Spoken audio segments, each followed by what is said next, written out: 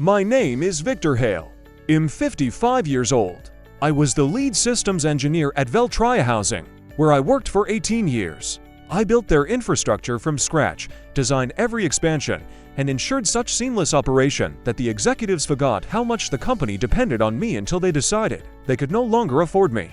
In the room where the termination took place, I sat across from Graham Vickers, the nuke-toe, who had only been with the company for 6 months. He was 42, wore designer glasses, and had an MBA from Cornell. He had been hired to modernize processes, which apparently meant cutting the most experienced employees first. "We can hire 3 junior engineers for your salary," he smirked during the meeting. "Nothing personal, just cost cutting." Diana from HR slid a folder toward me. The severance package was generous, 2 months' salary plus accrued vacation. I nodded, took the folder, and said, "Thank you." Graham looked almost disappointed. "And that's all you have to say?" he asked. "What would you like to hear?" I shrugged. "Most people in your position would ask questions, express concern." I replied, "Everything seems pretty clear." He and Diana exchanged glances, puzzled by my calm. But I wasn't calm. I was just exhausted. "Those are different things," Graham continued. "We'd appreciate your help with the transition. The new engineering team will need guidance on the system architecture. Maybe a consulting agreement for a couple of weeks." "I'll think about it," I said, already knowing I wouldn't. We shook hands. I quietly cleared my desk. 18 years of work fit into one cardboard box. I nodded goodbye to a few colleagues who awkwardly avoided eye contact, afraid they'd be next. In the garage, walking to my pickup, I got a message from Alan, the database administrator I had hired 12 years ago. "Vic, the whole team is panicking." I didn't reply. At home, I sat on the porch overlooking Lake Ontario, sipping bourbon and watching the sunset turn the water copper. My wife, Elaine, placed her hand on my shoulder. "What are you going to do now?" I shrugged. "Something will come up." Graham didn't know and didn't bother to find out that I hadn't just built their systems. I had written a significant portion of the code myself with minimal documentation because the company had always refused to allocate funds for a proper team. Only I understood the deep redundancies, hidden security layers, and complex network architecture. And I wasn't about to explain it to anyone. I started at Veltria Housing when it was still called Bayview Properties, a small property management firm with 4 residential complexes and a dozen employees. Their entire infrastructure consisted of 2 desktop computers, a fax machine, and a dial-up internet connection. The owner, Harold Bay, had poached me from a consulting firm in Syracuse. "We're expanding," he said. "We need someone to build something reliable." Over 18 years, I turned that primitive setup into an integrated property management platform that handled everything: tenant applications, background checks, automated maintenance requests, and rent collection across properties in 4 states. I built it piece by piece, adapting, updating, and refining as the company grew. When Harold retired 5 years ago, his son Justin sold the company to a private equity firm, which rebranded it as Veltria Housing. They were impressed with what it built, but things began to change. New leadership, new priorities. Quarterly targets became more important than long-term stability. The warnings came gradually. First, they rejected my proposal to create a documentation team. Too expensive. They said they'd address it next quarter. That quarter never came. Then they started hiring consultants, young specialists with master's degrees who talked about revolutionizing property management and cloud solutions. They sat through my explanations of the system architecture with blank stares, then proposed off-the-shelf solutions that wouldn't integrate with our unique infrastructure. I kept explaining why their approach wouldn't work, showing them the code I'd written that made our system special. Eventually, they stopped inviting me to planning meetings. Elaine noticed before I did. "They're pushing you out," she said one evening over dinner. I waved it off. "They need me. No one else understands how everything works together." "Maybe that's the problem," she replied. 6 months ago, they hired Graham as the nuke-toe. He came from a banking software company and immediately started talking about standardization and replacing legacy systems. He hired 3 junior engineers, straight out of college, had them shadow me and pepper me with questions about the system. I answered, but I knew they weren't grasping the complexities. How could they? It had taken me years to build these systems, understand the interdependencies, and create the redundancies that ensured seamless operation. The first call came 2 weeks after my termination. I was updating my resume in my home office when Graham called. I didn't answer. In his voicemail, he said, "Victor, it's Graham. We're having issues with the tenant portal. The junior team is working on it, but they're struggling with your code architecture. Could you call me back? It'll be a quick consultation." I deleted the message and returned to my resume. That day, there were 3 more calls. Each message sounded increasingly desperate. By evening, Alan texted, "The system's been down all day. Maintenance requests aren't processing. Graham is losing it." The next morning, Diana from HR called. "Victor, I hope you're doing okay. We'd like to discuss a temporary consulting agreement to help with the current system issues.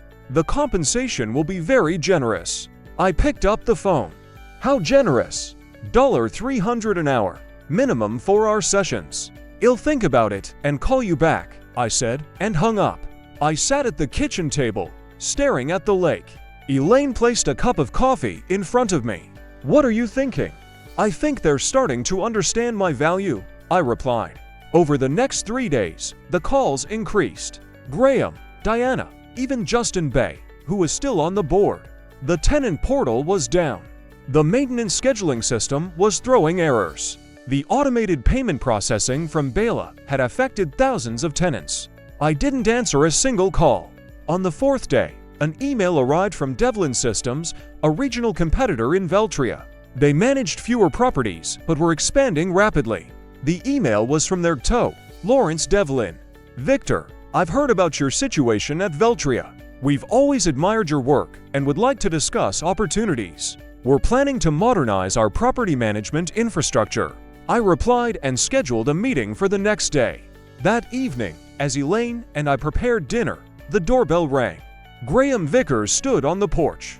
His designer glasses were slightly askew.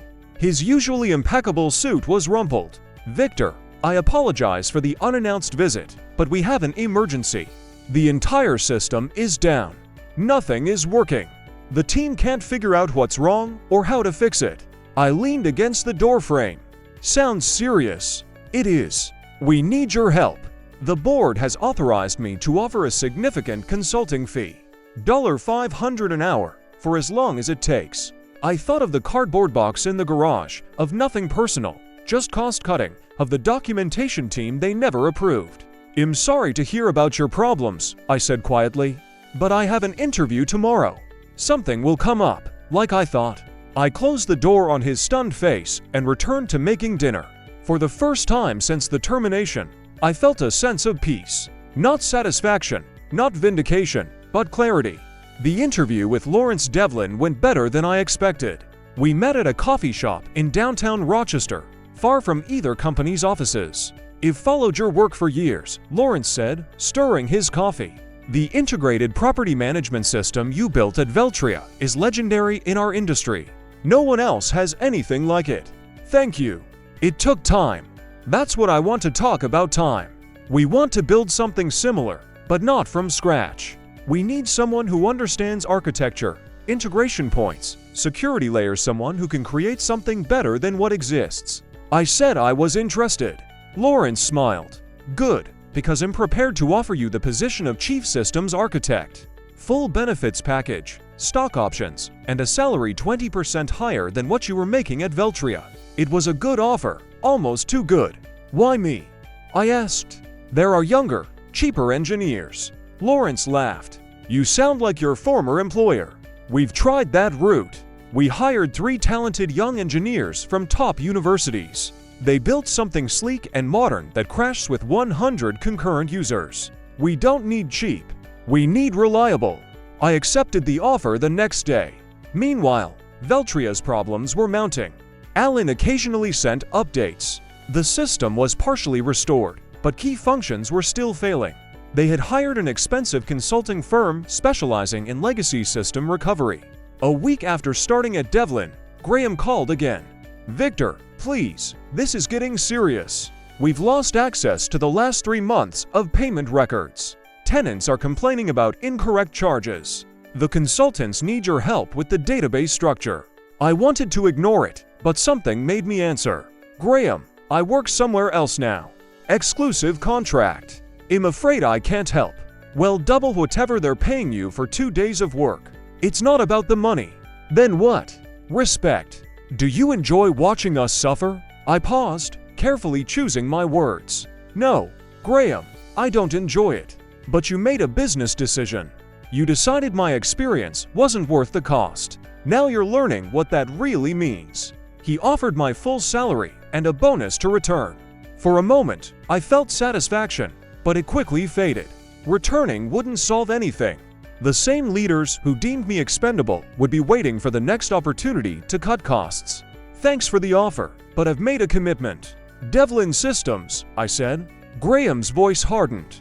You know, there could be legal consequences if we find you intentionally sabotaged our systems. Non-compete clauses, intellectual property issues. There it was, the threat I'd been waiting for. The system remained as it was when the company repeatedly refused to fund a documentation team. I replied evenly. Every line of code belongs to Veltria, as stated in my employment contract. I took nothing but my experience, but feel free to have your lawyers contact mine. I hung up, my hands trembling not from fear, but from anger I hadn't allowed myself to feel until that moment. At Devlin, I started from scratch, building systems the right way, fully documented, with training programs for the engineering team and redundancies that would prevent a catastrophe like the one Veltria was experiencing. I didn't look back, nor did I intend to help them. Some lessons have to be learned the hard way. A month after starting at Devlin, Alan, my former database administrator, unexpectedly showed up at my new office. He stood awkwardly in the doorway with his laptop bag. Got time for lunch? He asked. Over sandwiches at a nearby cafe, Alan told me about the chaos at Veltria. It's worse than you think, he said, lowering his voice. They've lost access to 3 years of historical data. The backup systems are corrupted. The consultants say they might have to rebuild everything from scratch. I wasn't surprised. The backup system had multiple layers of redundancy and security protocols that had to be strictly followed. Miss one step, and the entire process would fail, protecting tenant data from unauthorized access. That's not all, Alan continued. I found something while trying to help the consultants understand the payment processing system. He opened his laptop and showed me a series of emails he'd found in the system archives. Emails between Graham and the board discussing a plan to cut legacy staff, with me as the first target. Graham had argued that my infrastructure was too expensive to maintain. Alan had discovered that Graham had been planning my termination for months. He had met with the board, convincing them that my infrastructure was too costly to maintain. They had hired Graham specifically to cut costs and make the company more profitable before a sale. The push for standardization, the refusal to document, the sudden focus on cutting senior staff costs, it wasn't about improving the company. It was about dressing it up for a quick sale. Why are you showing me this? I asked. Alan closed his laptop. Because I quit yesterday. And am not the only one. Half the department had left. The consultants said recovery would take at least 6 months, possibly more. And Veltria's largest client, Westbrook Properties, was considering leaving. They had lost faith in the management system.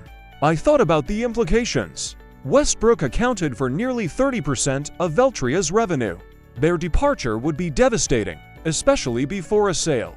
What are you going to do now? I asked. Alan grinned. Actually, I was hoping Devlin might have openings for database administrators. That same afternoon, I spoke to Lawrence about hiring Alan. He agreed immediately.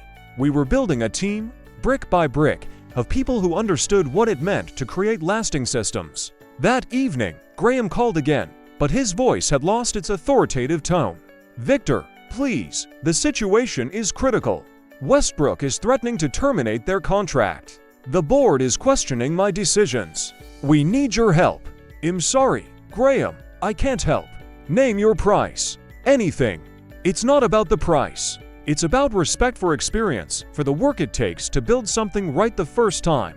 There was silence on the line. Did you know this would happen? He finally asked.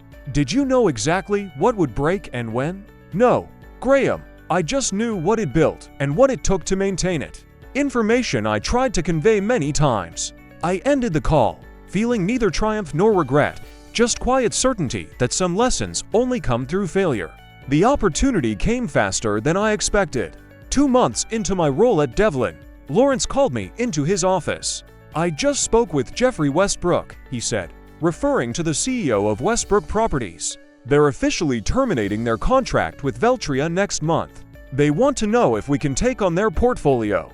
Westbrook Properties managed over 10,000 housing units in the Northeast. It would double Devlin's current operations. "We're not ready for that scale," I said honestly. "The new system is progressing, but it's only halfway there." Lawrence leaned forward. "What would it take to prepare, if we had to?" I thought for a moment. 3 senior engineers, dedicated server infrastructure, and at least 8 weeks of development. Even then, it won't be easy. Jeffrey is desperate. The failures are affecting their reputation with tenants. He's willing to give us 12 weeks and fund the infrastructure expansion. It was a pivotal moment. If Devlin took on Westbrook and succeeded, we'd become a major player in the industry. If we failed, it could sink both companies. "Let me think about the architecture," I said. "I'll bring you a plan tomorrow." That night, I barely slept. I drew system diagrams, planned data migration paths, and accounted for scaling issues. By morning, I had an ambitious but feasible plan, a hybrid approach that would allow us to onboard Westbrook's properties in phases, minimizing disruptions. Lawrence reviewed it carefully. "The plan is solid, but I notice you've included a significant documentation phase that adds 3 weeks to the timeline." "That's non-negotiable," I replied. "That's where Veltria failed. We document everything from day one, train the team on every component. No single points of failure." Lawrence nodded. "I trust you. Let's move forward." The following weeks were intense. We hired 5 more engineers, including 2 who had recently left Veltria. Alan created a database migration tool that translated Veltria's data structure into our new system. I designed a modular architecture capable of scaling to Westbrook's needs. Midway through the project, I received an email from Justin Bayview, the former owner's son, who was still on Veltria's board. "Victor, I want to apologize for how things ended. The board was misled about the consequences of your departure. Graham has been removed as TOE. We're struggling to recover, and Westbrook's departure will hit us hard. If you ever want to return, the door is open." I didn't reply. With 10 weeks left in our 12-week timeline, we were ready for a phased launch. The smallest Westbrook region, comprising 2,000 units in western New York, would migrate first. If successful, the other regions would follow. The night before the migration, Lawrence called me into his office again. Waiting there was a familiar face, Jeffrey Westbrook himself. "So, you're the systems architect," Jeffrey said, standing to shake my hand. "Lawrence has told me a lot about you. I hope it was all good." Jeffrey smiled. "He says you built us something that won't break every time we add a new property. Something that will grow with us." "That's the plan," I replied. "I heard you worked at Veltria," he continued. I nodded, unsure where he was going. "They're having problems, you know? The private equity firm is trying to sell, but with Westbrook leaving and their system still down, there aren't many buyers." He paused. "Except one." "Who?" I asked, though I suspected the answer. "Devlin Systems," Lawrence said. "We're considering making an offer at a significantly reduced price compared to their valuation 6 months ago." I considered the implications. "If that happened," Jeffrey continued, "we'd need someone who understands both companies to lead the integration. Someone who can preserve the valuable parts of Veltria's infrastructure while transitioning everything to your new architecture." "You're asking if he'd be willing to take that on," I clarified. Lawrence nodded. "Only if the deal goes through, and if you're comfortable with it." I thought about the irony. The system it built, the people I'd trained, the company that had cast me aside, all of it potentially coming back under my leadership. "I'd be willing," I finally said, "but on one condition. We do it right. Full documentation, proper training, no shortcuts." "Deal," Lawrence said. "We've learned that lesson." 6 months later, I stood in the lobby of what had once been Veltria Housing's headquarters. The sign now read Devlin Integrated Property Management. The acquisition had gone through. The company had been purchased for less than a quarter of its pre-departure valuation. Lawrence and I walked through the office, greeting former Veltria employees who had stayed for the transition. Some avoided eye contact awkwardly, others smiled in relief.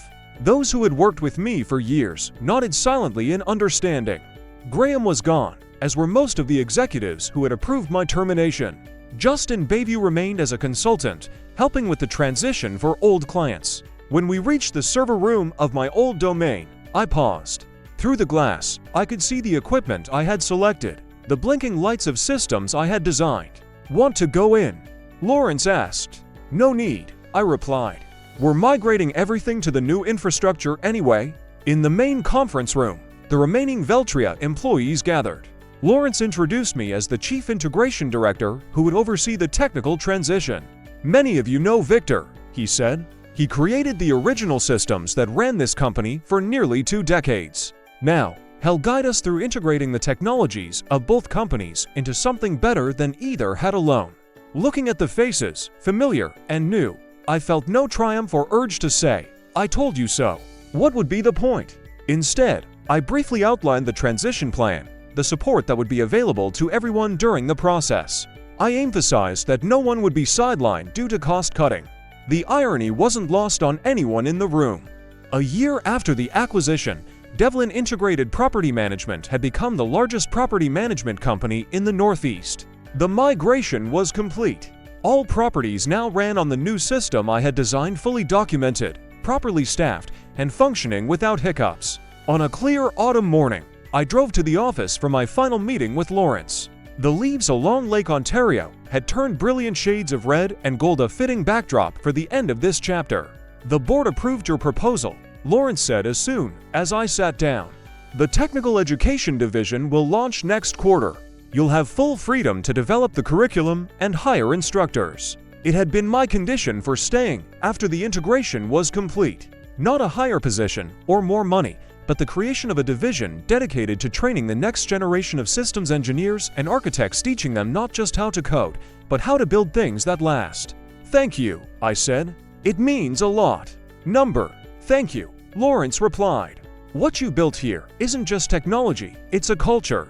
Documentation, knowledge sharing, a focus on quality over quick fixes." That same afternoon, I cleared out my integration office. Unlike my hasty departure from Veltria, this was a planned transition to a new role. As I packed my things, there was a knock at the door. Justin Bayview stood there. "Got a minute?" he asked. We stepped into a small courtyard. "My father asked about you," he said. "Hayes retired in Florida now, but he follows company news. He was glad to hear you'd returned in a way." "How is Harold?" I asked. "Good. He fishes a lot." Justin paused. "He always said your termination would be the company's biggest mistake. Turns out, he was right." I nodded, not knowing what to say.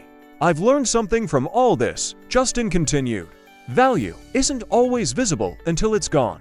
On the drive home along the lake, I thought about the value of experience, of care, of doing things right the first time, of systems built to last, and of the people who build them.